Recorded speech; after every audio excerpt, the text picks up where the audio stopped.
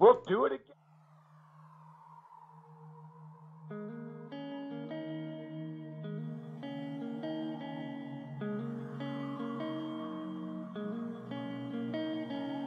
Let me put us back here. So I have to apologize to all of you guys. I didn't actually click one very important button here, and that is the go live button. So hello everyone. This is Jonathan from HEXplore It. We have James with us as well. Um, Hello. Again, I apologize. I had to click one more little button in order for us to get going here. So sorry to keep you waiting. Thanks for being here. It's a extraordinary day, and the puns are all over the place. So Yep. that's I'm just ecstatic to see that. Uh, So we are gonna take a look at Click's Madness, a huge novel that we have written. The past what's it been 2 years now, two a and a little half over maybe. 2 years now, yeah. So we have a treat for you guys today. This is going to be a awesome first look at just what is contained in this novel board game hybrid. And so, yep, we've got our binders Not just here. novel, but, a couple of novels. Yeah, truly. We're up to what 350,000 words in this one. Something like that. So, okay, can you guys all hear us okay? I just want to make sure that before we get started, we had a little bit of a hiccup there where, we weren't broadcasting properly. I just want to make sure you're all good and you can hear us. So if you could give us a thumbs up in the comments, that'd be great. Oh, there's a thumbs up. That's right. Yeah, yeah. Okay, all Last good. time we did this, we were wondering why no one was saying that they could hear us. We're like, okay, well, let's Right. continue. You know, But we also have Frank here too, who is helping us out as much as he can. The other part of the triangle here to keep us all together. yeah, absolutely. So Frank Calcagno is a big part of of this product as well. He could not be here today in person via camera, but he says hello and he's in the chat too. Big shout out to Frank. This book wouldn't be what it is without the both of you guys. So between the three of us, we collaborated on this project starting mid campaign in Sands, Yeah, yeah. we've just kind of hit it hard ever since, and it's pretty great. So let's take a look. Let's take a look. So Let's look. what we're gonna do here is we have James on the camera on the bottom, but I'm gonna kind of flip back and forth to show you guys some different things, and you'll still be able to hear his audio as we do it. So You don't need to see my face. so in the bottom here, you're gonna see some images from this product. So as we continue to talk through this, you're going to see those images kind of show up in the bottom left-hand corner, and those are some of the images that are going to appear in the book. Now, Now, are these just images that are in the chapters themselves, or are they also going to be in the while you're reading the narration? Are these like some narrative examples? yeah, so that's a good question. So the most of the images in this batch that we're going to be showing off in the bottom, they are images that do appear nested inside the narrative of our book.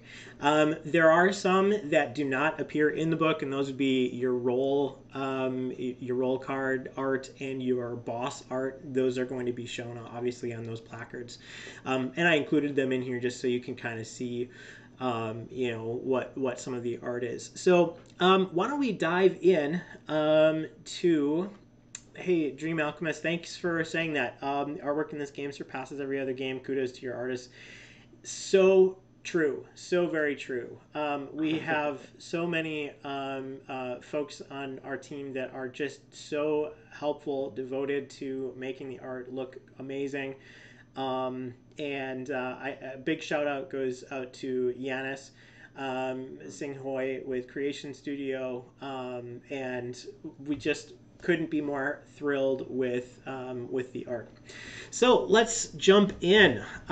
So this is going to be a hardcover book that you are going to be able to purchase here, and we have it set up in a way that gives you all of the front matter, which is all of the rules for this book, right in the beginning of your book here, and it kind of goes through what are the changes to this particular game, and how does it change when you're playing the campaign mode versus a normal game. And so I think what we're going to do, James, if you're okay with it, we're going to basically tell them or walk them through how a campaign game is a little different from your standard game. Most certainly. It's important because there are subtle changes that you will, as players, agree with. I'm certain, like, oh, it has to be done that way. But you, Jonathan, were also very insistent that we keep the core life of HEXplore It the same. The concepts of how a game turn flows will feel the same, but there are differences that will need to be referenced for the first couple of times they come up, probably. Yep. Yep, absolutely. So one of the big changes that we have. Let me see if I can get the right camera here. One of the big changes that we have is the introduction to what is called the timer deck. And the timer deck is going to be a deck of power-up cards that you use in a slightly different way from your normal game. Power-ups in the campaign mode act as both your hero advancement mechanism as well as your timing mechanism. If you run out of cards in the timer deck, your chapter may end as a failure. So there's this push and pull between, are we going to take our power-up rewards right now, or are we going to save those for our timer deck? So why don't we take a look at that a little bit closer. I'll zoom into the page here, and we can talk through that a little bit. So let me see if I can zoom this in a bit. There. Okay. So when we're looking at the timer deck, we have a few things that we're going to be using with this. There's going to be what's called the restore deck and your timer deck. Do you want to talk through those, James? Certainly. The timer deck is, as it says on the tin, and as Jonathan mentioned, this is how you are going to control how long your game is going to last. It is also a risk versus reward sort of scenario where you get many of your power-ups, not all, but many of your power-ups will be coming through the timer deck. So you also need the timer deck to do more things. The more cards there are, the more parts of the game world you can interact with. And by design, there are too many aspects of the game world to interact with in the time that has been allotted to you. You'll see why in the narrative that there is pressure on the heroes for doing what they are doing. So in the core game, we have the Dead King is a giant kind of overbearing, almost mythical sort of an opponent who is interacting with the game world behind the scenes a lot. He's chasing people down from city to city, but it is only until the end of the game that he really turns his sights upon you, the players. But in this game, the scenarios are constrained in the fact that time is very much working against you, and you are always going to be aware of that. You are always going to be making decisions every single time that you roll these dice. Not just decisions in the narrative, do I go left or do I go right, but in do I use this power-up or do I not? The timer deck is going to be used to manipulate cards. We just turned the cards over to the side to show how many days have gone by in a game world. So when you exactly right. So when you begin your chapter, you will be told how big is your timer deck. So you have your standard deck of cards, and you can supplement your power-up deck with cards from the expansion as well. And so you'll be given a number, you count out that number of power-up cards, and that becomes your timer deck. Now, a couple of things about the timer deck, and what we'll do is we'll say this one on the right-hand side of your screen here, this is going to be our timer deck, and this one's going to be our restore deck. So the excess cards, when you start your game, you're going to have in the restore deck. And there will be times in the narrative when you have restore points and when you have advance points. So when you see advance 1, that means you are advancing 1 card from the timer deck into the day pile. And you're basically going to flip that over and place it in a third pile. When you advance all of these cards, then the chapter is over. But several restore points can happen where if you are, let's say you're rewarded for something that you've done in the narrative and it says restore 2. Well, now you get to take 2 cards from that restore deck and place them on top of your timer deck. Now, when the heroes get access to power-up cards, it's always going to be optional. So you are going to be able to say, let's say we have a party of 3 heroes and you get a power-up reward. Each hero can say, you know what, I'm not going to take a power-up just yet because I want the timer deck to not go down. So in these scenarios, you can certainly just say, I'm good, or you can take that card and push your luck a little bit. Now, whenever you gain power-up cards from boss fights, instead of coming from the timer deck, they come from the restore deck. So boss fights will always reward your heroes from the restore deck. It's a little bit easier for you to gain those rewards, and you don't have to actually worry about taking away your time. So why don't we take a look at this a little bit closer. We also have the day pile. Now, the day pile I had alluded to is this pile over here, and this is basically going to fill up with cards as you're playing the chapter. And every time you have a game turn, which is not unlike the core game, you will have one more thing that you do in this game turn. And that is at sunrise, a new day begins. And then in the villain phase, you are going to advance 1 more card. But instead of placing it this way, you're going to flip the card over. Rotate it 90 degrees. And that's called a flipped card. And that is going to indicate 1 day has passed. So as you play this game, you may advance 3 more cards. And these cards, after they're advanced, you're not getting those bonuses for your hero. Right? So those bonuses are not going to be available to you in this chapter. The nice thing about Klik's Madness is that you actually are building your heroes throughout the course of 4 consecutive chapters, a prequel, which is an optional chapter, and then the NPC chapter, which is also an optional chapter. So you have a ton of advancement opportunities.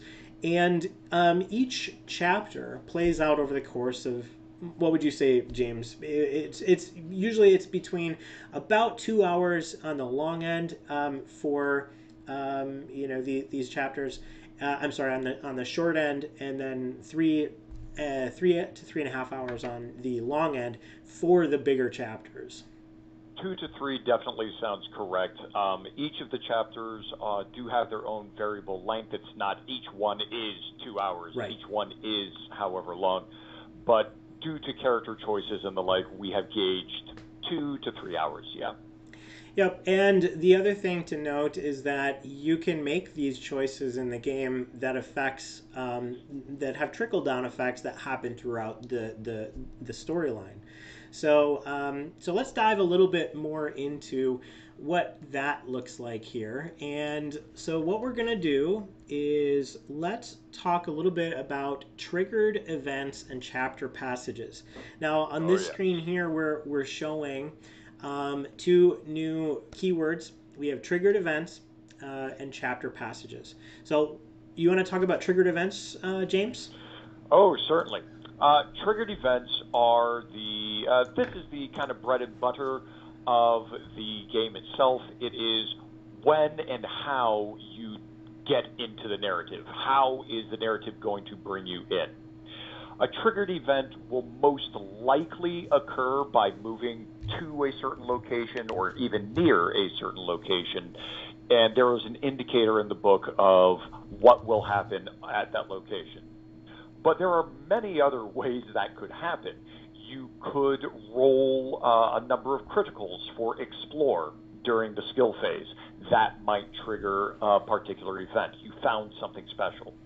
An event might occur after a certain number of game days have happened. After 5 game days, this will happen to you no matter what. And so there is a part in each chapter that indicates for you what each triggered event is and how to get into the narrative, as Jonathan is showing right now. We have put them all up here for you. Now, something very important to note, just by the nature of how these games work, what you see at the beginning of a chapter might not be the only triggered event that you will encounter. Right, because there might be things in the narrative or choices that you make that unlock new and different triggered events, and those are shown nested inside the chapter passages, which is how you gain the information about a certain event going on. Right. So actually, why don't I pull open the chapter layout here, and I can show what chapter passages look like. Okay, so if you guys can see this is basically showing us what chapter passages look like. And basically what we have here is we have a chapter, a passage number, and when you get a triggered event, it might say, go and read this passage number, 1001, for instance. And then you would turn to that chapter passage, and then you would read the narrative elements, which show up in blue. And then you also have access to this section here in yellow, which is heroic moments. And this is something that we're pretty excited about. This is, that could have been a pun. I'm sorry. I could have really took advantage of that. Hexcited. You missed it. I did. The moment is gone. Mm-hmm. So these heroic moments are big moments in the story that give certain heroes the opportunity to unlock new things that are happening in the storyline. So for instance, you might be an inn. You might be in a inn, and you might be a minstrel, or yeah, that's our minstrel is in volume 1.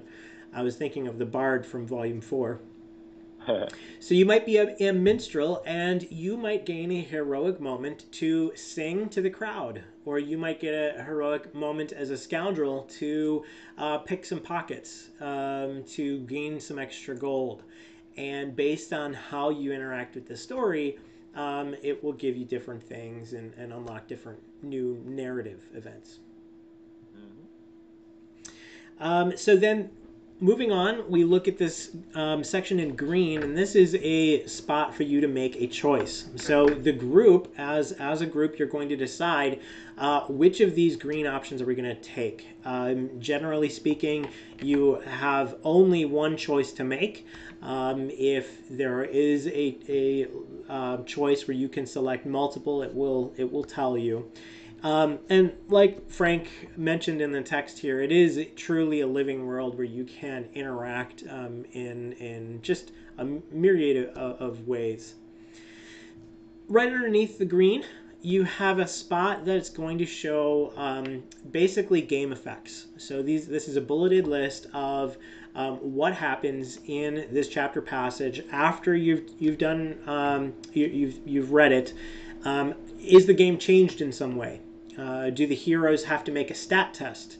And that is to roll a 10-sided die against one of their abilities.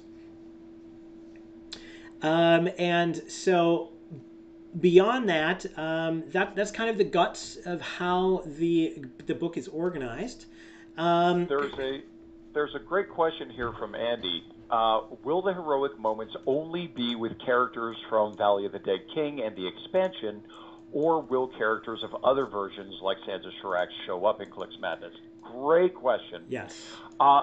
For the purposes of this contained game, the heroic moments that we have written specifically for this game are only specifically from Valley of the Dead King and its expansion. However, we have noted and we realize people are going to want to play this game with other roles and other races. We have a section in the book dedicated to that basically says if something makes sense for you as players to have this happen, then yes, let this character have the heroic moment. For example, Jonathan mentioned the minstrel in the inn, and there happens to be a bard role for Domains of Mirza Noctis. Well, the bard should probably have the same kinds of heroic moments as the minstrel, right? Yeah, as long as the players agree, go for it. But the noted ones are only Valley. Absolutely. And we call that the rule of cool. So on page 30 of the document here, it does show that the rule of cool is a thing. And that basically means that, hey, if your character should be able to interact with the content in a certain way that we haven't planned, then you should be able to do that. And this gives you a little bit of guidelines on how to adapt your heroes in a way that it makes sense. For instance, you might have the gladiator from Sands of Shirax. There's an opportunity for you to actually have a contest with a troll. You might have to fight someone important one-on-one. That sounds like a perfect opportunity for the gladiator. That rule of cool really does open it up a little bit, and it gives you some guidelines as to how might that work, story-wise, to merge that in with the rules-y bit, that we haven't actually written for you. All right, so that is heroic moments, and check it out. We've written over 2,000 heroic moments into this. 2,000. We had to number them all. I remember. We numbered them all and we counted them, and so this is all outlined in the book for you, so that you can make an educated decision as to what hero you're going to select. Now, one other thing that we included quite a bit of is role type heroic moments. So you might see a bunch of striker heroic moments or sapper heroic moments. So regardless of what role you're playing, as long as you match that type, you're going to gain that heroic moment. So that's another way that you can have heroes from other games tap into this storyline. Yeah. All right. Not only that, but we do. I think we have a couple for size, like food rating. Like if you are a small creature, if you are a food rating of 1 or something, that can affect you. We went all out. Also aspects. So the aspects from the hero's chest, specifically, we have also implemented into the heroic moments for this. So you might be a human, or you might be a humankind troll. Okay, well, the fact that you have some human in you is going to allow you to access some opportunities. Yeah. Absolutely. All right, so let's take a look at the game turn sequence. How is the game turn different in Klik's Madness as opposed to the core game? Now, many of you have already played the core game. We do introduce slight variations to how the game turn is different. So let me zoom in and see if I can get you guys looking at this in a little better way. All right, so this is the game turn sequence.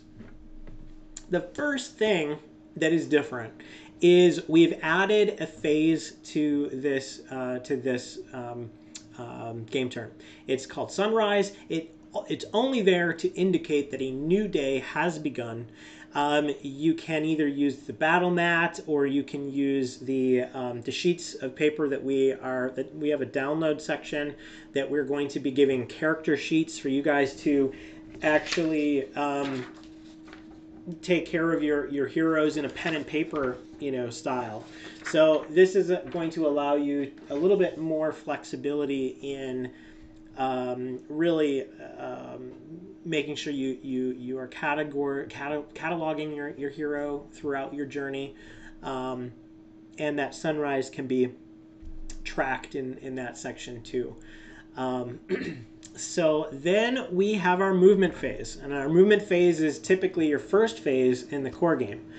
The movement phase is going to dictate how many cards you're advancing based on the type of movement that you do. So let's take a look. Decide how the group will move. There are 4 types of movement. This doesn't change from the core game. You can either camp, you don't move at all, you move cautiously, you move normally, or you move recklessly. Now, the number of hexes you move will determine, and the type will determine how many cards you're advancing. So if we look, let me see if I can find this this one here. Yeah. So if we are looking at, let's say we're going to move cautiously, and we're going to move 3 hexes along a river. If we look at our table here, it says advance 1 for every 2 hexes that you move, and that's rounded up. So you would advance 2 cards, and you just place them face up so that you can see what you're advancing, and then you gain the benefits from moving cautiously. So that's the difference in the movement phase. The number of hexes that you move is kind of the same here. It just allows you to actually advance through the cards as you're moving. All right. Yeah, we're talking about the magical creatures. Yeah. There's a lot. JV actually asked a really interesting question of if we intend to have dry erase versions of the character sheets. It's a great question. Yeah, it's a great question. We do not have any plans for that. Being that this is a self-contained hardcover book, we are going to offer, there's a sheets and handouts section at the back of this book, and it gives you all of the sheets that you can either photocopy, or we also are providing those online for you to download, and we'll get a link put up here so that you guys can look at those and download the sheets. So we do not have the dry erase. Now, you could still use your dry erase hero boards. There's no, you can certainly do that. And we just offered the extra paper character sheets just as a different way for you guys to, play the game. All right, so that's the movement phase. Then we go down to the skill phase. This is pretty much the same with a caveat or two, and that basically is what happens on a critical success, right? So each game you have certain things that happen on a critical success. Now, when you crit success on a navigate roll, you are going to restore 1. So you're putting 1 card from the restore deck into your timer deck. So it's really important, especially later game when you are starting to get really high navigate scores, and you can crit succeed on like a roll of a 2 or a 3. Now you're restoring a bunch of cards, and that does help in the end game. And chapter 3. Chapter 3. Wouldn't you say that, James?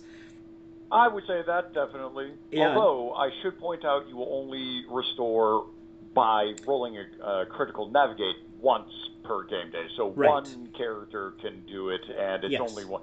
So it's still a very good thing because it will counteract the automatic advance that happens in the villain phase. Yep. But you're still going to be using up some time. Yeah, absolutely correct there. All right, the Explore roll is just a little bit different. Gold, you can accumulate quite a bit in campaign mode. So we reduced the number of gold that you receive on a regular success from 2 to 1. So you're only, on a regular success, you're only getting 1 gold instead of 2.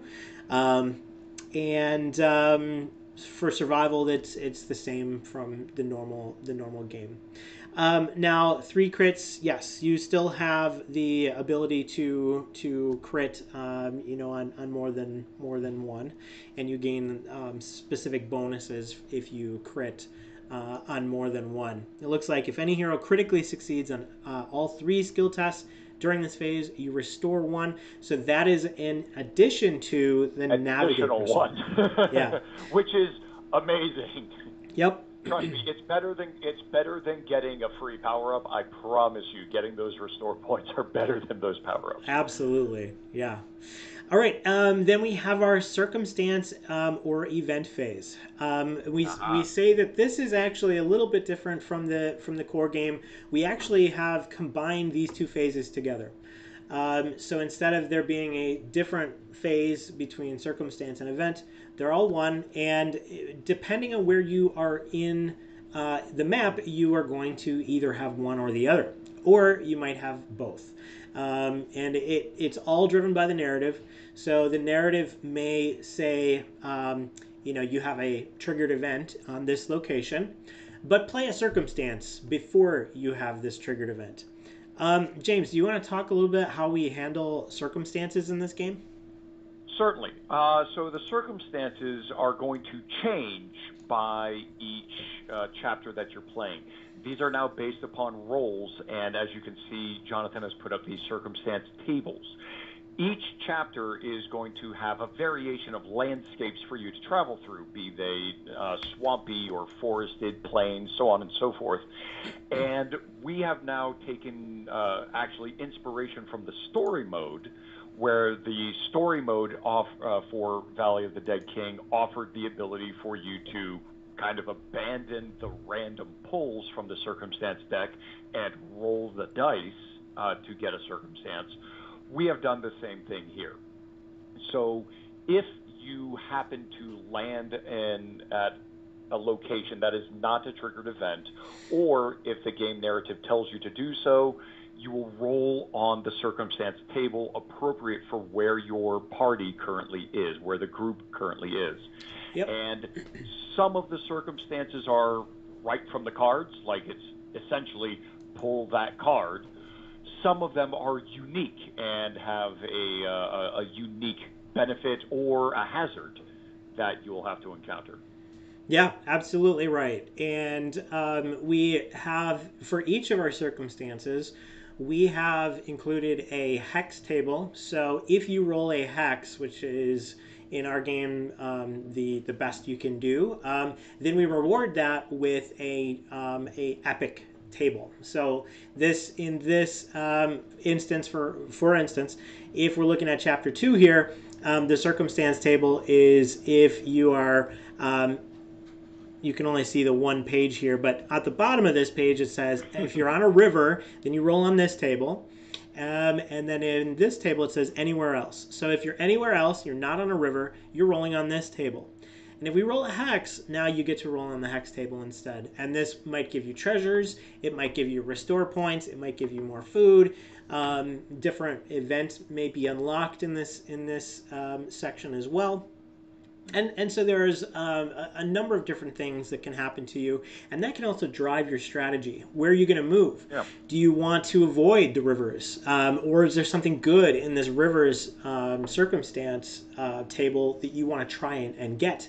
So that will all drive how you are, using your movement to determine where you're getting your circumstances. Mhm. All right, so back to our, let's see, game turn sequence. So we were on the circumstance or event. Finally, at the bottom of our game turn sequence, we have our villain phase. And the villain phase is going to be different based on every chapter that you play.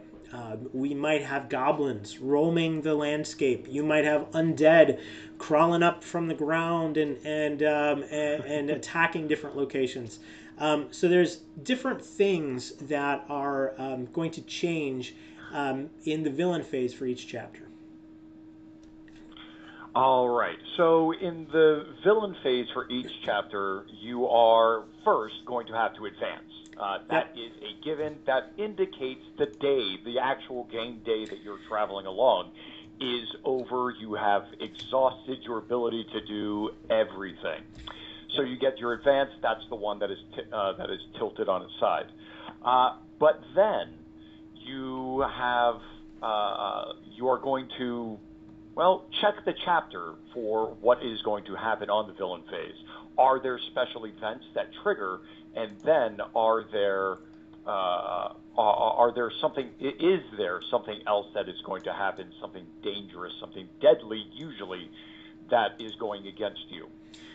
In a couple of these chapters, the events happening in the villain phase are actively going against you to hinder you from performing your main quest, whatever it may be.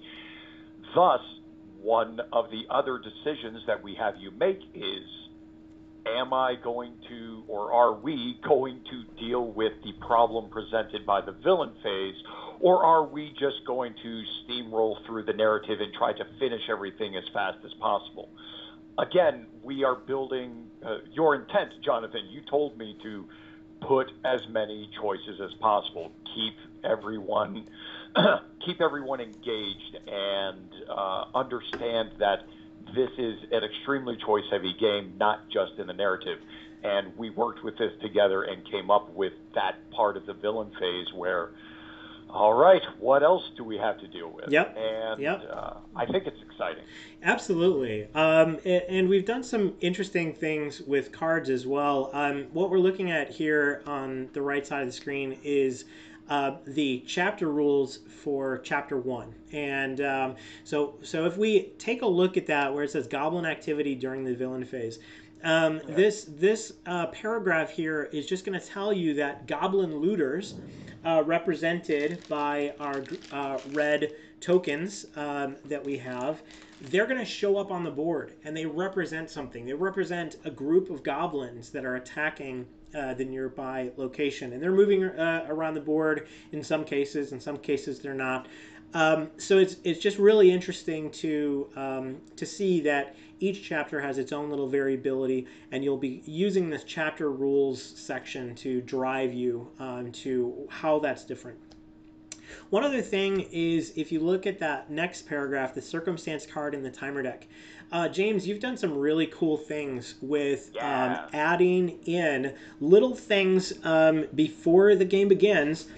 We take our timer deck, and we are actually adding in the what was that circumstance card, and it's just going to get put into the deck. You're not going to know where it is or what it means until you actually draw that card, and it triggers an event. So that is driven by how much time you've spent and about where it is in the deck when you put it in. So kind of a fun way of interacting with that.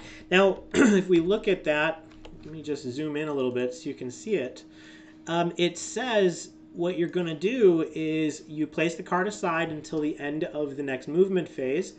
After you've drawn this card, you place it aside, and then at the movement phase, at the end of the movement phase, you're going to read 1075. And 1075 is a chapter passage, and it's going to tell you what happens when that occurs.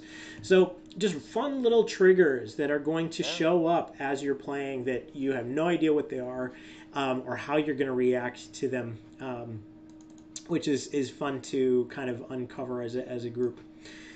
So why don't we take a quick look at the chapters? Do we want to just kind of show them some of that?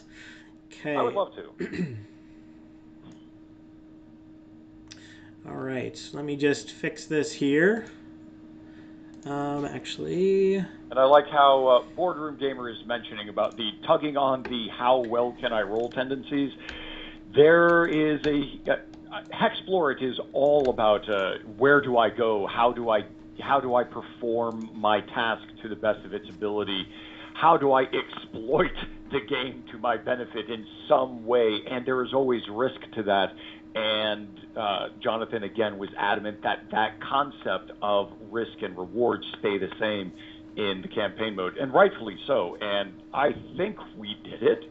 I hope we did. We certainly did. It feels like we did, because there's a lot of risk and a lot of reward going on. Yeah, absolutely. One thing too to talk about, I suppose, is we should. Why don't we, before we do this? I'm with Dream on this one. Yeah, why don't we, before we do this, let's talk about some of the items that we have changed, because the items that we have are a little bit different in campaign mode. So let's take a look at our items and services. So it's important to note that while you're playing campaign mode, you're not actually going to be using the market placard from Valley. You're not necessarily going to need bezel corks placard. All of the items and services are going to be contained in the book. They've had slight revisions made to them, usually in how much gold it costs to purchase these items. Because as you play this game, you'll find that you're getting very rich, and we've put in certain events that might happen that obviously might take away some of your gold. We've included events that you might be captured by goblins, depending on what you have done. So you also will have this push and pull as it relates to how wealthy you can become. So if we kind of look through this, you'll actually have a handout available to you that has all items and services on one sheet of paper, and that is a very handy reference to use while you're playing, so that you don't actually have to turn back to this page in the book every single time that you go to an inn or a city or a hamlet. James, do you want to talk about the hamlets that we've included? Yeah, so hamlets are kind of smaller settlements that one would expect to find in a grandiose world like this. Clearly, the 6 cities are the bustling epicenters of trade and culture for whatever race is responsible for there, but there are going to be smaller established locations throughout. In each chapter, we have 1 or 2 extra little places that you can go. Not a big city, but they do have a nice comfy inn for you to stay at. You can buy some food, and in a number of these hamlets, something unique could happen to you. Yep, absolutely. Like that. So each chapter has its own. I think we have Westacre, we have Meyerbrook, we have Oren's Keep. Yep. And the last one is Tiama's home. Yes. Hearthforge, I think. Hearthforge. Yeah. Hearthforge, yep. So one other thing to note is that we have plugged into some of these items fun campaign-only events. For instance, the Luckstone is a fan favorite, regardless of the game you're playing. I think everybody enjoys using Luckstones, but they become a little bit more handy in campaign mode. For instance, you can use a Luckstone to increase a restore event by 1. So if you restore 1 through campaign event, you can use a luck stone to make that a restore 2. Or if you've crit succeeded on 3 rolls, you've restored 2 because you've gotten the 1 navigate, and you restore another for your 3 rolls that you've made. Well, you can make that a restore 3 using a luck stone. So the restore deck is that excess way for you to continue your adventuring, and it gives you the opportunity to interact with more and more storylines in the game. So that's about it in the items and services here. One thing to note is bezel cork. So bezel cork gets front and center in this campaign mode. He is a huge asset to the players. If you find him, and if depending on what actions you make and what happens during the storyline.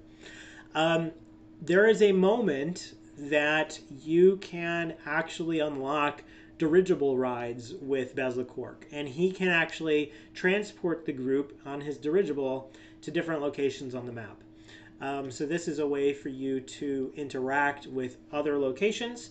And that's actually a good segue into my next point that I should talk about, and that is crossing the map boundaries. Can you go to other chapters after you've interacted with part of the map? And the answer to that question is yes, you can. So let's take a look at the world map. All right, so this is the world map for Klik's Madness. This is a fully put together after you've interacted with each of the 4 chapters. If you'll notice, each of the, it's hard for you to see in this particular graphic because we don't have any borders on this, but what we're looking at is a section, like this section here, is all chapter 1. And now this section here is chapter 2. Chapter 3 is over here, and chapter 4 is over here. So you're kind of going in a big circle here. Depending on what you interact with will unlock other areas of the map. And we do offer the ability for you as characters to step out of the chapter narrative and go back into a previous chapter you've interacted with. So how does that work? Basically, if you want to step out of the narrative, it changes how the villain phase is going to unfold. You may or may not advance cards, and that is all, let's see, that's all in the campaign rules section. Right here where it says accessing previous chapter maps. So in this section here, it just says how you're going to interact with that content. This is a great way for you to basically vanquish bosses that you may have missed. It's a great way for you to take a breather. Like if you're getting close on cards and you need to step out of the chapter, go to a city to heal or a shrine to possibly unlock a accessed ability. We should talk about that too. There's so much. James, you want to talk about accessing abilities? Nope, I think you're on mute. I can't hear you.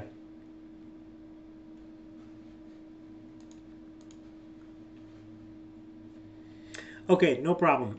So locked abilities. We're going to talk about locked abilities.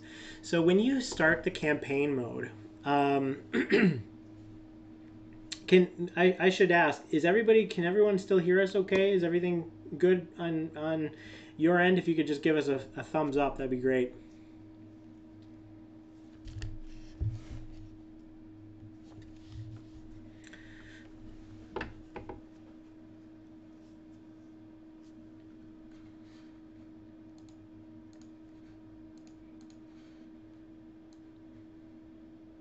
Okay, so we're sounding good here. All right, so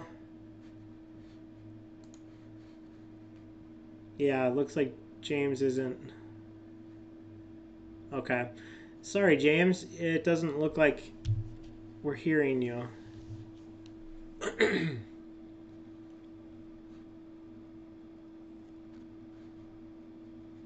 Not sure what happened there. Oh, thank you, Boardroom Gamer. Appreciate it. Okay, so I think what we'll do is we're going to we'll come back to James and see if we can. Yeah, Odie pulled the plug on you. There you go. We'll see if we can get James back here. In the meantime, I'll continue to chat about locked abilities. Now, one of the great things about playing the campaign is that you don't actually start the game with all of your abilities. You'll start chapter 1 or the prequel if you're playing it with only the ability to use your attack, defend, your skills, and obviously you have your vitals. What that leaves out is your 2 masteries. You can't actually use your masteries until you have accessed them. And so accessing is something that can be done in certain points in the narrative. You might have an ability to access basically a ability. And this can also be done in shrines. If you are going to camp in a shrine somewhere, then you can actually access that in the shrine. Let me just test this here.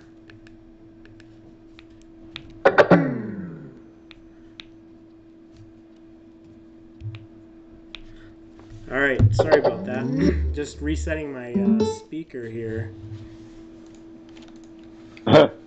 Oh. Yes. Oh, I can hear you. Oh. No. Can you really? I can hear you. Ah, okay. Am I coming across over there, though? Yes. We have you now. Okay. I don't know if I am. It looks like on the audio mixer, the red speaker with the X, that might have actually muted me. Yeah, that's the one where we're getting the double reverb. So okay, yeah. Good. We should be all good. James, I think fantastic. We can hear you. Okay, so I just set my speaker. I think it was on my end, so I apologize about that. Okay. Stopping me from giving away all the secrets. I see. Yeah. Okay. So we were just talking about locked abilities. Campaign items are a big thing as well. Campaign items. We have tons of campaign items. So let's actually show them the cheat sheets that talk about campaign items. Oh, yeah. And there's also a handout for your items that we're talking about. So Jonathan is mentioning these unique items that we have created specifically for interaction with the game. These items might just be kind of benign. It's like, oh, nice, another way to heal or something that gives me some extra attack. Or it could actually open some avenues for you in the game. You have acquired a unique item that is recognizable to someone later on in the campaign. You now have the ability to use it, that sort of thing.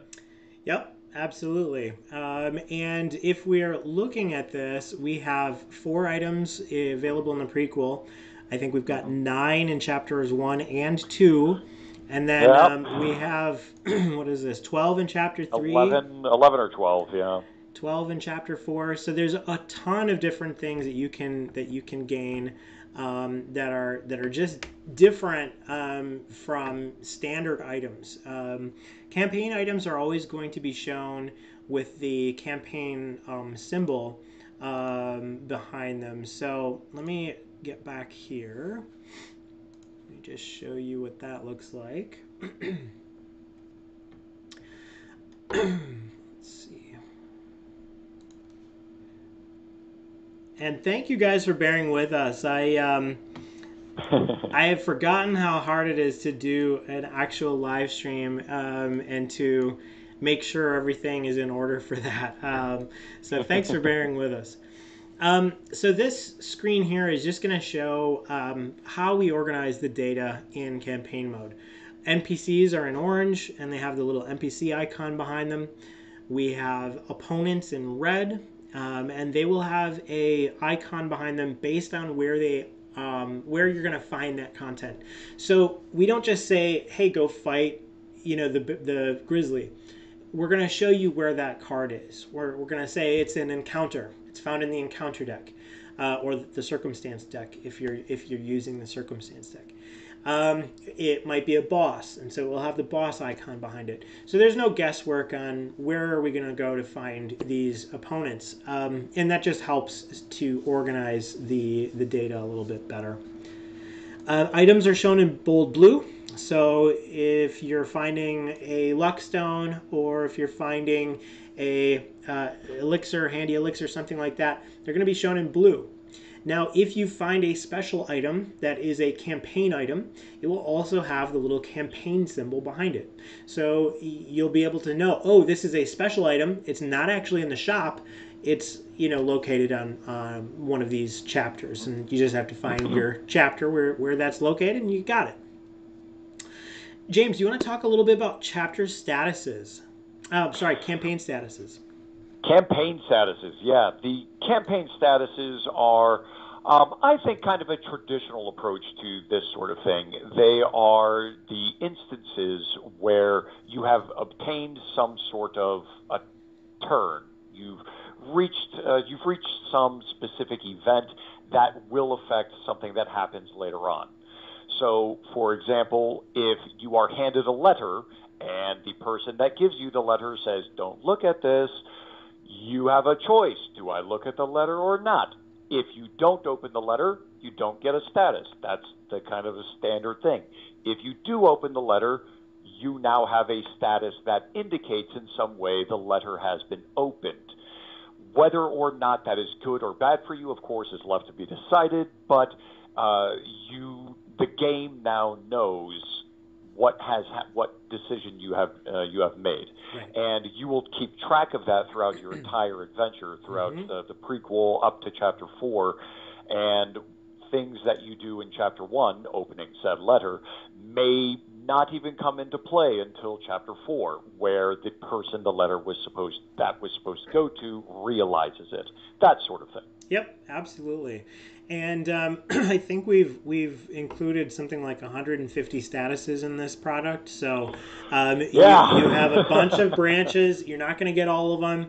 It's not like a Pokemon thing where we've got to collect them all. But you're going to get certain ones based on the decisions you've made as you play the game. And that brings us to one more special point, and that is, how do you, at the end of the game, how do you know how well you did? So we actually put into this product a way for you to score your game, so that at the end you can see how well you did. And we also are giving valor, a point of valor for getting the top tier savior. So if we look at this, it's basically saying, you're going to add some items up after you've played the game. Have you completed the 4 chapters? You're getting points for that, and you're going to add that up at the end. Total number of campaign statuses that you've gained, you add those up. Total number of items gained, total number of days spent, and we're still kind of working through this list to tinker with it and make it as good as it can be. We're always improving on the product.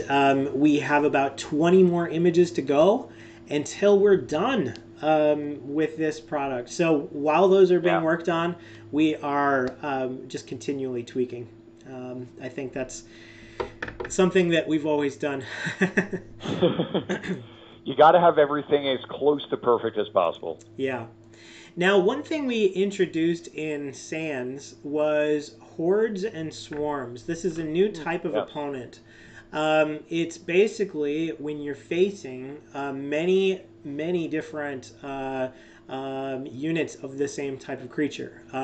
Whether they're small, that would be swarms, or they're large, those would be hordes.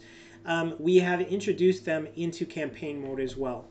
And how does that look? Basically, it's the same way that we play in Sands.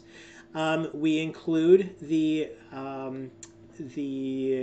rules on how to play them right in your book, so that if you don't own Sands, you can still play with that content. And what that looks like is we actually show different campaign opponents. And those opponents are going to allow you to face, these different opponents in the combat. So each of them are different. You may find a horde or a swarm here and there intermixed in your content. And if you'll notice, these are all the older view of the encounters. We have also included these encounters in the new view. If you may or may not know, but we have included encounters that are a little bit different style in our domain of Mirrors and Noctis. And so you can actually find these. They're going to be a downloadable product as well, where you can download the PDF and you can print these off as well. So we do offer those, and you can see we're still working on some of the art for those. So, all right, I think we've talked about enough of the front matter. Do you think, is there anything else we've missed? Yeah, just want to take the question from Jay and Dream here. First, Dream, is there anything like the living cards in this, like with the base game, that will change on month to month? Unfortunately, no, not with that. This was as straightforward as we wanted to be, a straightforward sort of presentation with this, but that is a fantastic possibility for a potential campaign mode in the future for a different game. But right now, no. And for Jay, not a stupid question at all. How will this product be offered? As Frank mentioned, it is offered in the domain of Mirrors and Noctis, Yep. the Pledge Manager through GameFound. Yep. And so, I'll provide a link. Available now. Yeah, and I'll provide a link to that. So in case you've missed that, you can certainly still get it. You can reserve your copy. We are looking at entering the production phase in December of this year. We are pretty much ahead of schedule because we only have about 20 more images to do. We're hoping to have this wrapped up by the end of November. It's looking like it'll be wrapped up a little bit sooner than that. So we are looking at this product being arriving in your doorstep, along with Domain's other products, and that's looking like May or June of next year. All right.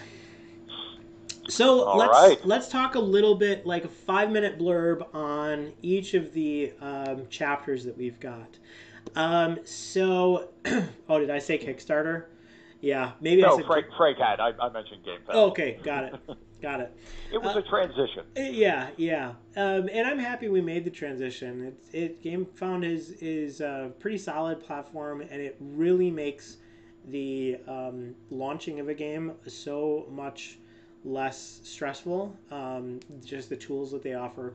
Anyway, different discussion. So let's take a look at the prequel. The prequel is just a very small kind of get your feet wet.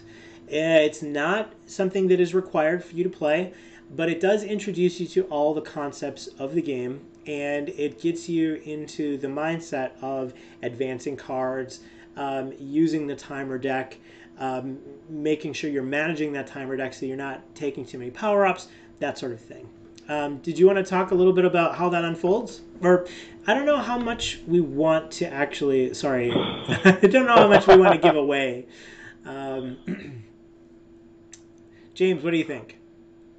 I think some of it's good to reveal, but I will defer to you on this one. Okay, so we'll just say that somebody's in trouble in this prequel, and you have to go out and be heroes. You're going to be heroes. Yeah. You're going to try and save the day, and you may or may not be successful. So you will actually interact with one of our main primary NPCs in this as well. You'll get an introduction to another character whom you will meet later on. Yeah. Which I think, and it's specifically meant to show you the ropes. It's not going to be that detailed in all these options I have. You're going to have options, but they will be at a limited variety. Yeah. Yeah, absolutely. And as we look through this, basically what we're seeing is we can just show you how a chapter is presented. So if you look on your first page of the prequel, you have the components section. These are the components you're going to need to play this chapter. Each chapter is different, so we'll tell you what you need. You just grab whatever that is, you set it aside, and then you move on. We have an introduction, and again, narrative elements are in blue, so you're going to read the blue part, and then you're going to pause. You can read to see what your choices are, but you're not going to advance until we move on to the rest of the setup for this chapter. You can check your end conditions, and there's going to be both win and lose conditions for the chapter. And this is going to be a handy reference if let's say you run out of timer cards in your timer deck. You're going to go to this section, and it'll say, hey, read this. And then that will be a triggered event that you read for that scenario. The next page that we're looking at here is your chapter map. It's going to show you all of the pertinent locations that you're going to be able to explore in... there's another one. I could have done it on that one too. HEXplore I swear, like, as I get older, I feel less and less inclined to do the hex jokes. I do. No. As a small tangent, you took my suggestion of the hexicon, yes, and added that into this, and I can't believe you did it, but you did. Yeah, I know, we did. So. We might get flamed for it, but that's okay. It is what it is. So there's our lexicon. Anyway, the rest of the setup, though. Yeah. All right, so we have our chapter map. You have gather your cards. So these are the circumstance cards that you're going to be using. You certainly just grab those out of your circumstance deck. It's very, it's worth noting, we do not use the quest deck in this campaign mode. And there are some reasons we did that. The main reason is because we have already built several of the quests into the narrative. James, you want to talk a little bit about that? Yeah, so when we first started writing this and thinking of we knew the grand tale we wanted to tell. We knew the story of Klik's madness, which you will discover. But, of course, we wanted there to be another bit of world for everyone to interact with. And, oh, no, how do we do that? And then I realized it's already been done. The quests and many of the circumstances have already filled in so much of the world of Valley of the Dead King. So why not use them in the design of this particular game? So, for example, Jonathan mentioned that one of the hamlets in Chapter 1 is called Orin's Hall. Well, Orin's Hall is actually based off of a survival card, a survival quest from the game, the core game itself. And I just want to read it real quick and explain why. The local lord has organized a tournament to find heroes worthy of opposing the growing undead menace. You may test your mettle in feats of strength, agility, and fortitude. And all that you do when you encounter this in the core game is go, that's interesting. Now let me roll for survival. Let's complete the quest and move on. But this is a fun piece of world building. So we put this in the game. We put the actual tournament as an event in the game itself for you to interact with. You're going to see that we have done that with numerous quests and circumstances that you find in the core game. we have implemented many aspects of them into the narrative itself, whether it be the main narrative or whether it be side quests. So there's going to be Easter eggs for you to find, essentially, of can you discern what quest this came from or where did we get this inspiration? I personally thought it was great because that meant less work for me. Jonathan already did most of the work. Yeah, and like you said, we've got that peppered all over the place in there.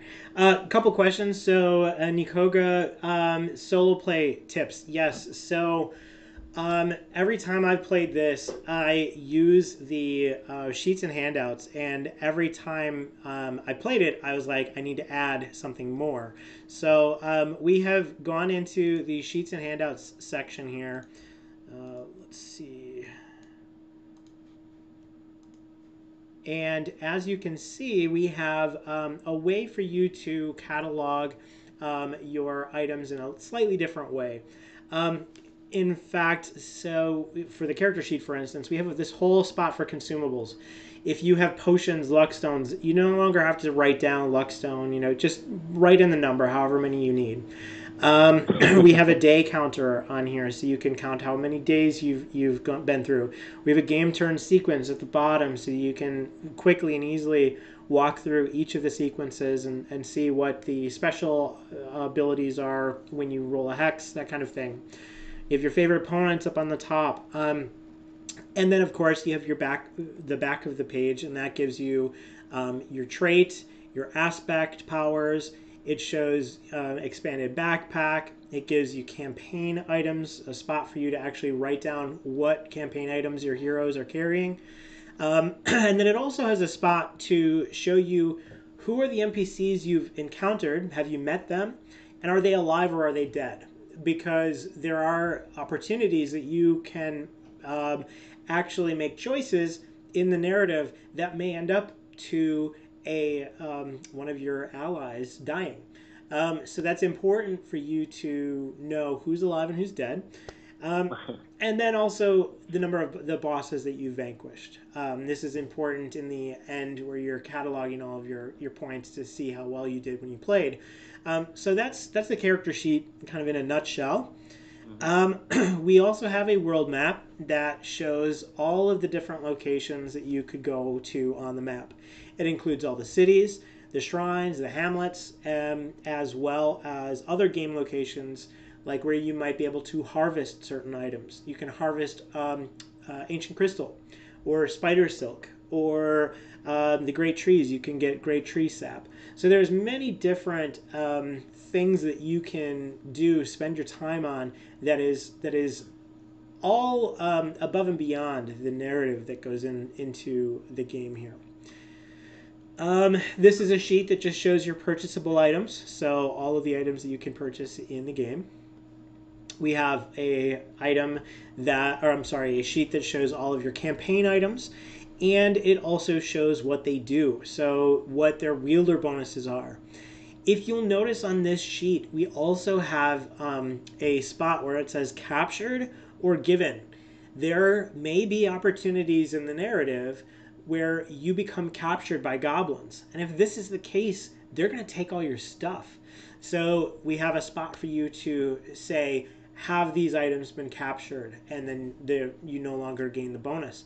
Now, you may or may not get an opportunity to get all your stuff back, but it depends on what choices you make and how good you are, and with rolling the skills and the stat tests that you need to make to see if you can get through the capture. So that's our campaign items pages. Then we have our campaign statuses. Oh, go ahead. I just want to also say that I want to steal Board Game Bree's idea of the witch NPC who doesn't use any hexes and is confused as to why. Yes. Alas, there is no, and I'm not going to lie to you, I don't have an NPC like that, but now I want there to be. Yeah, so absolutely. I'll put that in my little pocket right there. Yeah, well, we're starting forests, so, we can... Yeah, we're starting forests. We need witches in forests. So there we go. Yeah. All right. So campaign statuses. This is just a great spot for us to, catalog what are the statuses that we have. Statuses are very. This game is very status driven. So it's really important when you gain a status, write it down. Make sure you have it, because it may be 3 chapters, further on, and now something's happening from this status that you've gained in chapter 1. Also, I should point out that the statuses, their names are meant to be sometimes cryptic, sometimes it's going to be obvious. A status is not going to be called opened a letter. It's not going to be called that. It'll be called something like busybody. Yep. To indicate that you are sneaking into. So, in case you're wondering of spoiling things for yourself, because I know a lot of people are like that, my wife included, hate spoilers for anything, even if it's official like this. Mm-hmm. The names are not going to spoil your events. They're just there for flavor, and which is why we have written, if you have this particular name status, you're suddenly going to go, oh, crap, that's what it was for. Okay. Yeah. Yep, absolutely. We have keywords and conditions. This is just a cheat sheet to help you in case you need to look up a condition on the fly. The keywords section, it doesn't actually contain all the keywords in the game, but it does contain all the new keywords new to campaign mode. So you're going to see heroic moments, restore, subdue is a new one that we've included in campaign mode. And that basically allows you to, instead of killing a target, you can subdue them, and it unlocks certain navigation, narrative unlocks as well. Yeah, there's also tethered, or not tethered, tenacious. Tenacious, yeah. Yes. Mm-hmm. A tenacious opponent is an opponent you cannot flee from. I believe that's being introduced in Domain of Noctis as well, right? Yeah, Tenacious we unveiled in Domain, and we just brought it into this one because it really fit really well. We don't want the players to be able to run away from certain narrative events that might happen. To be fair, I just didn't want to write the ability for that. I couldn't handle that. Please, I can't write anymore. Don't let them run away. Sure. All right, fine. Yeah. All right, so that's kind of it for us for now. I mean, we can kind of talk through a little bit more before we pull the trigger on closing today's. We should really look at an example of some gameplay.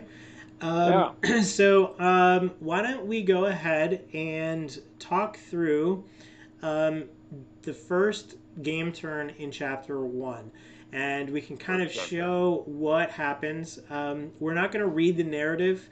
That's really going to be more for you guys to read. Oh, thank you, Jay. Thank you. And Melissa, yes, we are offering this product through GameFound. You can currently get it. Reserve your copy. We'll be happy to update everyone. We update everyone once a month via GameFound.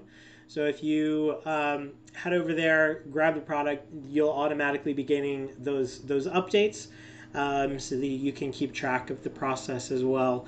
And I think we're likely going to do, maybe one more of these at some point, just to kind of, look at other aspects in the future. I'm sure we're up for that. So all right. So we kind of went through chapter setup and chapter what it looks like. I don't know. Did we might have gotten off topic. We didn't actually show the rest of the chapter, did we? We did not show the rest of the chapter. There's a lot, like you said, there's a lot to show. There's a lot to demonstrate. So going back to how the chapter layout is, you have your cards. I think that's where we ended, was circumstances. We have unique chapter rules. So this is how this chapter is a little bit different. Your triggered events. And now this is important because when you first set up your game map, you're going to look at these triggered events and you're going to see okay, what are the narrative triggers for this chapter? So you'll want to keep track of that. For instance, in the prequel, there is a trigger at sunrise. So if you have, looks like True Heroes or Heavy Burden, these are two statuses, then you will have a trigger that happens at sunrise. The skill phase triggers, looks like there's two that are going to trigger during the skill phase. If any hero critically succeeds Navigate or Explore, so something will happen. And then also Explore group success. So if all heroes make that Explore roll, something will happen. And then likewise, we have a couple of circumstance triggers as well. And those circumstance triggers are if you are on a certain location. So in this case, it's the Eastern ruin and the Western ruin. And then you would certainly just click or go to these chapter passages once that happens, and then you would read that. And these are all triggered events are all organized by the game phase. So if you'll notice, it's all based on the phase of the game so that you know exactly when you need to read these triggers. There's one villain trigger, for instance, that will happen at the on day one at the beginning of the first villain phase. So you're going to have something happen. All right, so that's the triggered events. We've already looked at circumstance tables. We have not mentioned the chapter items and statuses yet. For each chapter, we actually list the items and the statuses that you will encounter or may encounter in that specific chapter. So you will find all of these right here. So if you gain a chapter item in, let's say, the prequel, you can go to that page in your prequel and say, okay, now I know what this item does, and I can jot it down on my cheat sheet. And then finally, we have our chapter passages, and this is the meat and potatoes of the chapter. This is going to contain all of the narrative, all of the heroic moments, all of the excess rules and the opponents that you're going to fight along the way. It's going to include things like advancing cards and restoring cards, and also gaining power-ups and all that good stuff. So I think that's about it for the chapter, like how chapters are composed. Yeah. So why don't we take a minute and look through the first threat in Dragonsport, the first game turn, and we can kind of discuss, what that looks like. And why don't I get up the other window here. Ooh. See if I can. Gonna have to reduce it in size a little bit. There it is. There we go. I'm not good enough to be able to have all this done on the fly, so I do apologize that I. All right, that's okay. We're doing the best we can. All right. So what we're going to do, we are going to look at the chapter setup for the first chapter. All right. Is that okay? Can everybody see that all right? Looking good, although we will need to put some tokens on it. Ah, yes. So this would be our goblin layers. And if we take a look at the map locations, this is actually going to show us what is going on with the game. So for instance, in chapter 1, the 7th boss is right here, but you'll notice it's covered by a goblin lair. So if we go and we look at the goblin lair, we see that it's not actually the 7th boss. This is a goblin lair. And that's important because you wouldn't be able to fight the 7th boss here in chapter 1. Now, if you cross the border and go into chapter 1 from a different chapter, let's say you're in chapter 2 and you cross the border into chapter 1, that is no longer a goblin lair. So you could go and face the 7th boss there. All right. So then what we have is we have one. Let's see. It's kind of hard to do upside down. It looks like it's right there. And then we need a couple of quest tokens. And the quest tokens are going to reveal different locations on the map that are important for you to investigate. And each chapter is a little different, obviously. So you're not going to be using all of the quest tokens all at once, nor are you going to likely go to every single one unless you really work with your timer deck really well. All right, so basically what we're going to do is it says Dragonsport, the group begins in this location. So we are going to begin in Dragonsport. And we see that the Shrines of the Night and the Shrines of Season, they do not offer blessings in this chapter. Now, will they offer blessings in other chapters? Possibly. But it's telling us in this chapter that they do not. So you do not have a chance to gain a blessing here. Now, that's another great reason for you to cross the border in a future chapter to go back if you wanted to get a blessing from a shrine. All right, let's see. The quest tokens represent reports of goblins that may be associated with the raid on the Baron's estate. So if we take a look at this narrative, it's going to talk to you about what's going on, and it's going to say, okay, these goblins have raided the Baron. They have taken something important, and so your heroes are going to be investigating this. And if we take a look, it says at this green box at the bottom. It might be kind of small on your screen, so I apologize. I could probably zoom in a little. Yeah, you can see that a little better. So it's saying if you offer to take over for the guards, you're going to read 1001. If you ignore the guards and go off on your own, you're going to read something else. So let's throw this to the community. Should we take over for the guards who are complaining that the Baron has some of his artifacts been stolen by the goblins and they don't want to go off and look for them? Or do we want to ignore the guards and just go off on our own? And so this is going to show us our first decision that we can make. What should we do?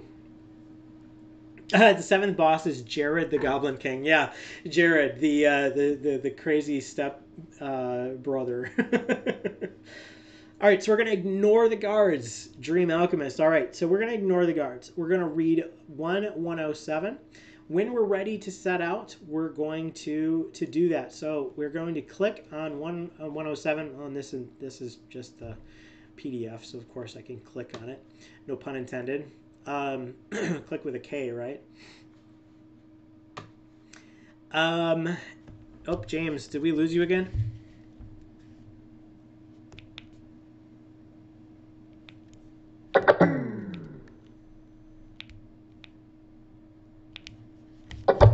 Sorry. All right. Am I back? Oh, you're back. Sorry. All right. No problem. No problem. I was just sitting here like, all right, he'll come back to me sometime. I know. Oh, I'm so sorry. Yeah, and no. Of course, I can't see your video right now. So right. All right. So this just shows you how inept I am. I just need to get a better, instead of using a Bluetooth device for my audio next time, I will do something else. So I do also want to point out before we ignore the guards from Dream Alchemist, good call. Each chapter, the beginning of each chapter, will have a decision, and it will be a binary decision. Yes. I felt that was appropriate for this. Each chapter, regardless if it's the prequel, 1, 2, 3, or 4, is actually going to have a binary decision for you, just to kind of kick things off as a little bit of a wet your whistle, so to speak. Yep, absolutely. And that's important, too, because it will provide different branches for you and in the future as well. Okay, so 1107. So now in this, we would read this chapter passage. one thing to note, if you'll notice, there's little numbers in grayscale here. This is A little actually hard to see there, but yeah, they're there. We promise. yeah. So basically, what we're looking at there is we are looking at where this chapter passage came from. So if you ever need to go back and if you've lost, your way or something, you can see that okay, this was a triggered event. That's what TE is. It's a triggered event. Or it takes us from 1001. So it just allows you to kind of go back in time if you need to, or if you party wipe and you want to play on easy mode and try again. You could do different things like that. So all right, we would read this, and then we would gain whatever this is at the bottom. And it says, each hero gains 4 food. This may exceed your maximum food limit. So after the chapter setup is complete, you set forth on your adventure from Dragon's Port. So this basically just says our narrative is concluded, and we are going to start out on our adventure. So if we wanted to, we could take a look at these locations. We see that there are a number of purple quests on the board. And we see that there are some goblin layers on the board as well. Where should we go? There should also be the stronghold token, too, Oh, for yeah. Orin's Hall. You betcha. Let me go back. Because if I see a named location like that on a place, that's almost certainly where I'm going to go first. But Yeah. that's me. Yeah, no doubt. Yep. So Orin's Hall is right here. I just forgot to put that chip on there, that token. So, all right. So where should we go, you guys? Where are we gonna take our heroes in the first turn? Should we move recklessly? Should we just? Are you missing one more token in the bottom right? Oh, I am. Yep. I think you are missing one. Yep. So essentially, at the opening of Chapter 1, we gave you a binary choice. Do you listen to the guards or do you ignore them? And then it is, you have a wide net to cast. You have 4 different named locations to go to. That is to say, you have 4 quests where the Baron's items might be that the goblins have stolen. And then you also have Orin's Hall, which is indicated in the triggered events. There's a tournament going on here. If you happen to stumble upon it, read this. So you should have a lot of options right out of the gate. That's what we wanted. Yeah, absolutely. And there's the first boss, so you could always go and tackle that first boss as well. Why don't for this one? Why don't we go ahead and let's head on down toward Orin's Hall. So we are going to look at our campaign game turn sequence here, and let's just move recklessly, right? We're gonna move 5 or 6 hexes. So we're going to move 1, 2, 3, 4, 5, 6. We're going to move 6. We really want to go down to that little hamlet, and we heard there's a tournament there, so that's what we're doing. Oh, you know what? Let me pull this back up so you guys can see. So 1, 2, 3, 4, 5, 6. We are almost there already. So basically what we would do is we would advance 1 for every 3 hexes moved, right? So we would advance 1 card, 2 cards, just 2, right? Yeah, we just moved 6. So we've advanced. However, did you move down the road? We broke the road. We broke the road. Ooh. Yeah. Well, and that even if you move recklessly, that would still not be cautious on the road. That's true. So, all heroes would suffer 2 energy drain. We would roll only navigate. So in this case, we would not roll explore or survival. And let's say we are not lucky. We did not get any extra restore on that. So now we would check our position on the map. Now, if we look at the map, we are on a road, a river, and it looks like it's kind of a valley, your standard texture for the map. So let's go over to, it's important to note, we're not on a named location, right? We're just in the wilderness. We're not on this quest token. So we would go to the circumstance table, if I could get there. And I've got an error. Of course I do. Okay, let me pull this back open.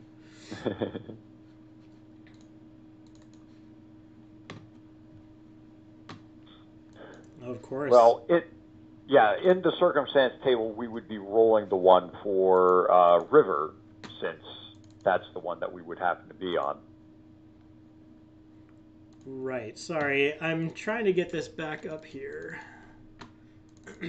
Curse you, technology! My bane. Generally, I'm pretty good about. Let's see. Technology. All right.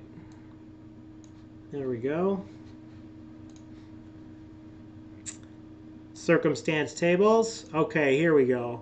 All right, so we are definitely on a road or a river. So let's go ahead and roll a D10 here. And we roll a 7. So 7 on the circumstance table is going to be thieves.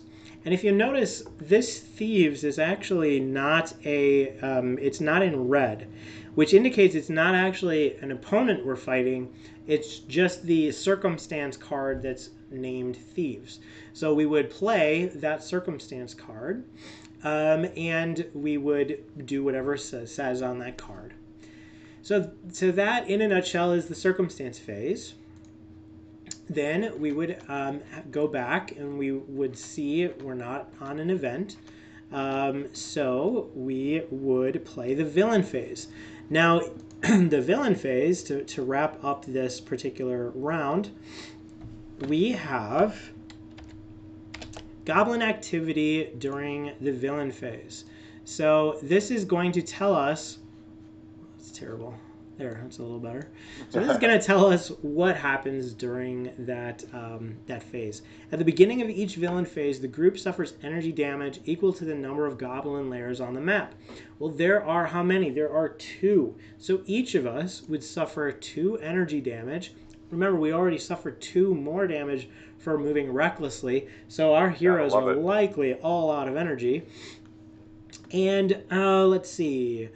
Do not suffer this damage in any turn in which you've defeated Goblin Looters. Well, we haven't defeated them at all. After suffering this damage, the group rolls a core die and adds the number of the current day. Well, this is the first day, so we're going to roll a core die, which is a D10. And we're going to add the current day. Oh my goodness, you guys didn't see that. It's a 10. That is a 10. So, if the result is 8 or more, the goblins have expanded their territory. Well, this is perfect because it actually shows what's happening here. Place a goblin lair token on the closest possible goblin lair token.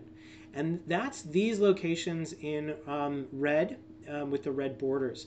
So we would be placing one in the nearest location, which is real close to us, right here.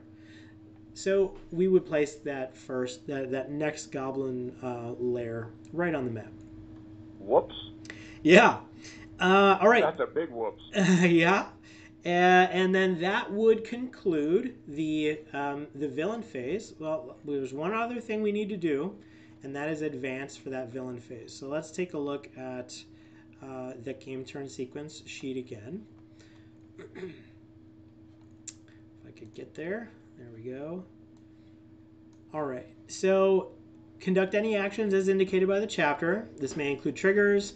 May also further advance the timer deck. At the end of the villain phase, you're going to advance 1 card. And this card is flipped. So again, we're going to take our card from the timer deck, and we're going to flip it over to indicate that the first day has passed. And thankfully, we've got all these cards left to help us in our journey. So that's kind of it in a nutshell. James, did you want to say anything more? No, just that, not too much more, just that clearly these quests and these icons and these events that we've placed around are going to be the main attraction. They are going to be what you are going to try to aim for. So, more often than not, you will not be having a circumstance phase like we did right here, because we bypassed the quest because we're just showing how the game flows. But don't be too surprised when playing this game if you're not doing too many of those circumstance rolls on moving around from day to day, because you will most likely be ending a day on some sort of event. I think we found that that's okay, and we're okay with that, which is why you will also have a number of these events have a circumstance prior to arranging that, showing that you've encountered something on your way to this narrative event. Yep, and there are certain triggers where if you do go into the events, you will have both the circumstance and the event. So that definitely does occur. One thing we haven't really talked about is that we keep finding diamonds in the rough that we haven't talked about this product. Let's talk about the NPCs a little. Oh, yeah. So the NPCs in this document are in this product are kind of special, and they give you a opportunity to interact with the content in an entirely different way. And this is an optional content that allows you to interact with named NPCs. And when you see the named NPC in orange with the little NPC icon next to it, and it says if you can interact with this NPC, then you can pause the narrative that you're currently interacting with and actually go off on a tangent with these characters. So, for instance, Tiyama, the wizard, right? You can actually see that he offers side quests in Chapter 1. And he has a cane blessing. It looks like it's an item that can get blessed in certain locations in chapters 1 through 4. And finally, he has another interactable moment in chapter 4. So these are spots that you can actually interact with him and actually unlock new narratives that you wouldn't have read previously. And you can also, choose if you want to go down into these rabbit holes to explore all the narratives that we've written. So we have 10 different NPCs for you Something to like encounter. that, 8 or 10. Some of them are new to the campaign. Some of them are named characters. Tiyama is actually a named character in one of the core games, and we decided to kind of expand on him.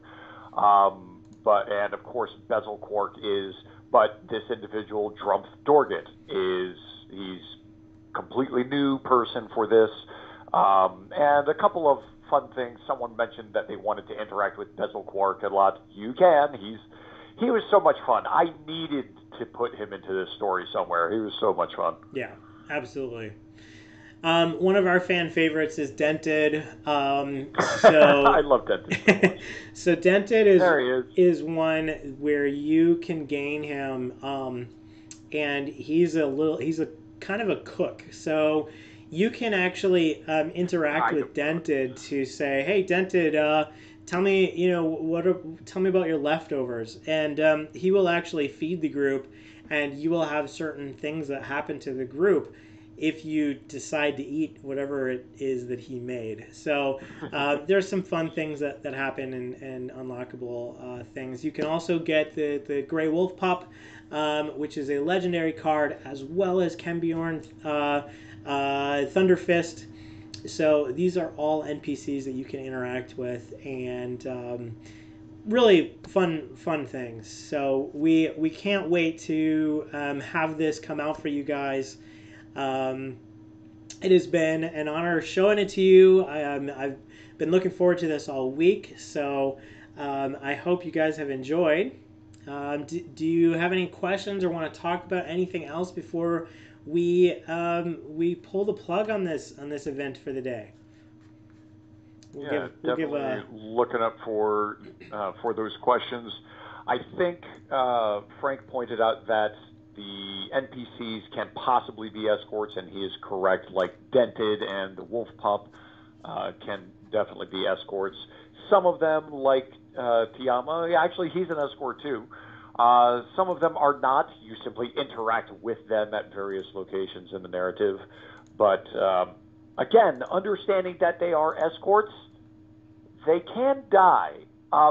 One thing that I noted with the core game of HEXplore It is whenever you get an escort, they die. And it kind of stinks. You just have to think of your own narrative for what happens. But if one of your escorts dies in the game, you will get narrative notifications about it. Yep, absolutely. Ooh, the Dead King as a boss. Okay, so Sammy, how much interaction with the Dead King is there? I don't think we should tell too much. Yeah. I don't think we should. Sorry. I agree. So we're just going to answer that with yes. Be careful. Yes. There is interaction. We'll say that. Mm-hmm. That's the safest, I think. And there are some special unlocks if you play the Fallen One race, which is specifically a raised race that used to be under the control of the Dead King. So, there's quite a bit of fun things that we've kind of built in. Warren asks, besides the book and printed sheets, are there any other new components? Components as in individual items, unique items that will come out? Probably not, but there are numerous new bosses and encounters that we have created for this, not to mention all the items and such. Are there new tokens that you will get to put on the game? No, we use the same tokens that you get in the board game. So the components that you will physically be getting will be the book and the character sheets and the map that will allow you to manipulate that. And that's going to be it. Yep. We have introduced 3 new bosses. So there's the Hobgoblin Bruiser. Love him. Castranek the Bloated, gigantic spider. Castranek is my favorite. She's my favorite of the new ones because... So, for those that hopefully have played Forest of Adramon, there is a wonderful spider queen with a huge, great backstory, Aranea. And Castranek is kind of, it's weird. She's opposite Aranea and vastly more animalistic and brutal. And, I loved putting Castranek into this. Yeah. Absolutely. And she shows up in more than one chapter, so that's kind of a fun one too. And then Klik's Forces is the last. King's Klik's Forces are our last big boss of this game, and this is going to be a horde that the players are going to encounter, and you may or may not encounter multiple opponents in this game all at once. One big thing that we've found is as you power level, each chapter is like a power level for your characters. So you get from chapter 1 through, to the into chapter 2, and your character will have advanced. Sometimes not as much as a core game, but other times maybe more. I've seen in chapter 3 my heroes have gone crazy high level, and so it's super fun. When you get to the end, you're like, oh, what's in store for us next? Well, the beautiful thing is that even though you've advanced, it's still super difficult, and it's still super, it gives you challenges to say, I don't know if we're going to come out of this alive, and there's a lot of fun for me when I'm playing. It's really fun to know, I don't know if I'm going to come out of this alive. And the narrative, a lot of times the narrative will kind of save you, but I don't want to say that and dissuade anyone. There's equal amount of, well, you're gonna have to play again, but there are ways where you think you're gonna come out of it dead and you don't. I should also point out to anyone who rightfully will say, wait a minute, why does it say King Klik's forces? Isn't he Goblin Emperor King? You're right. He is Goblin Emperor King in the core game. This is not a mistake. Just for someone who might rightfully say, wait a minute, that's not a mistake, don't worry. Yeah, he didn't know what the word emperor even meant. He's a goblin, so where did he come up with that? So... All right. Well, thank you guys for partaking in this journey with us today. We are just thrilled that you've been here. Thanks for interacting with us. It's been awesome. We'll look at doing another one of these at some point here. And until next time, we hope your adventures are awesome. And let me just check the comments one more time, just to make sure I didn't miss anything. For Dream Alchemist, Jonathan has put some story modes in 1, 2, and 3 with a number of great short stories if you want to explore the lore a little bit. It's not particularly expansive, but they are pretty awesome. Yep, absolutely. And I believe those are on our website, so you can find those there. Awesome. Well, thanks again, everyone. Thank you, James, for tag teaming me with this one today. This is awesome having you here. Thanks to Frank for popping in and helping out where he can, too. Yep. Thank you, Frank. Yep. Oh, JV has a question. Ooh, are we playtesting with... So, that's actually really fun. We are playtesting...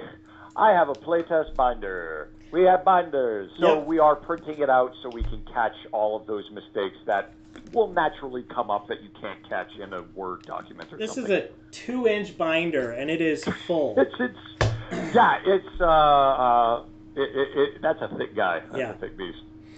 Yep, so that's what we're playtesting with, and I always dog-ear my pages, so by the end of... No, why would you do that? Well, so what I do is I make changes. You can't harm paper like that. It just helps me to do my edits, because then I have to edit everything that I've found. But, I got dog earring slapped out of me by my mom when I was like 10 years old. How dare you?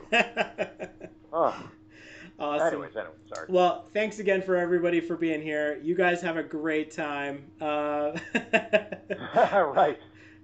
So thank you, and we'll catch you on the next one. Thank you all so much. Take care.